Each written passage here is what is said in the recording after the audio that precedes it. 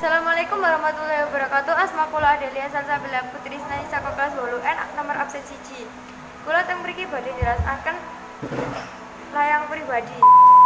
Pengertian layang yaiku paunek-unek ing isine ati kang kaseret ana ing bluwang utawa lembaran kang dikirimake marang wong liya. Pengertian layang pribadi yaiku kang sifate ora resmi biasane ditujuake kanggo kanca utawa dulure. Mengupas isi layang. 1. Adangiyah utawa adawiyah yaiku salam pembuka. 2. Satata basa yaiku alamat tujuan surat. 3. Surasa basa yaiku isi surat. 4. Wasana basa yaiku penutupe surat. 5. Papan lan titi mangsa yaiku panggonan tanggal gawe surat. 6. Peprena asale layang saka sapa. 7.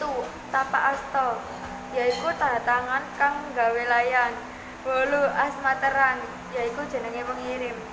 Sekian cukup kemawon sing bisa kula jelasake. Matur nuwun. Assalamualaikum warahmatullahi wabarakatuh.